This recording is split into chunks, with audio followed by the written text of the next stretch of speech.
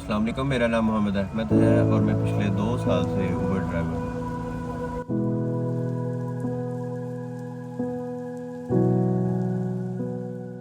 अच्छा, ये जो मैंने स्टार्ट की थी ऊबर ड्राइविंग जो थी वो इस तरह थी कि उसके पीछे एक कहानी है बहुत मज़े की। मैं शुरू से ही गाड़ियों का शौक मुझे था कि मैं उसे मॉडिफाई करवाऊँ। कोई एक बंदा की पर्सनल गाड़ी ऐसी होनी चाहिए जिसमें वो अपना शौक जो है ना उसको मुकम्मल कर सके। मैंने जब इस पे स्टार्टिंग में पैसे लगाना शुरू किए तो तकरीबन 1 लाख के करीब करीब मेरा इस पे खर्चा हुआ। उसके बाद आहिस्ता आहिस्ता टाइम गुजरता गया तो मजीद चीज़ें बीच में ऐड होती गई। अब जब मैंने इसको स्टार्ट किया तो अब मैंने काफ़ी लोगों से पैसे वगैरह पकड़े, तो अपने दोस्तों वगैरह से, ताकि मैं इसको मजीद मॉडिफाई करवा सकूं। अब जब गाड़ी ऑल रेडी हो गई तो उसके बाद फिर अब्बा जी जो थे, बाबा जान जो हैं, उन्होंने कहा कि अब मैं मजीद आपको पैसे नहीं दूंगा, जितना अब आपने करना है वो आपने खुद करना है। इसके बाद फिर मैं आया ऊबर पे।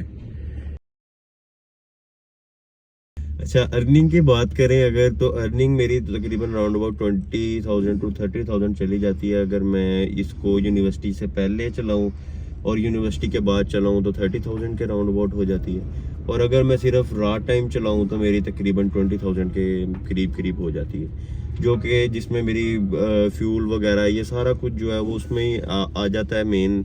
उसके बाद फिर जो बाकी जो पैसे वगैरह होते हैं उनको मैं सेव करके फिर दोबारा अपनी गाड़ी पे लगाता हूँ।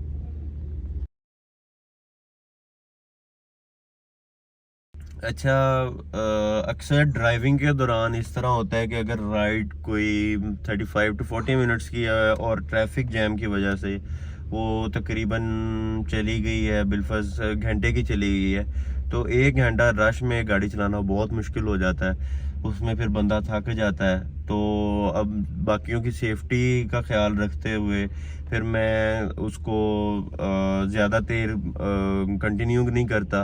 अगर मेरी 2 घंटे की राइड है और वो मज़ीद 3 घंटे की हो गई है तो उसके बाद मैं फिर घंटे का पावर नैप वगैरह ले लेता हूँ गाड़ी में ही।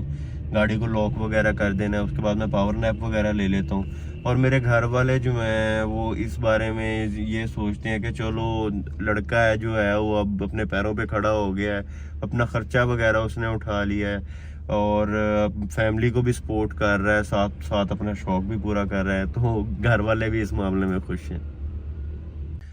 अच्छा, फिर एक टाइम बीच में ऐसा भी आया कि राइड्स वगैरह नहीं मिलती थी, क्योंकि स्टार रेटिंग वगैरह कम हो जाती थी। उसकी वजह से फिर राइड्स वगैरह जो है वो बहुत कम मिली।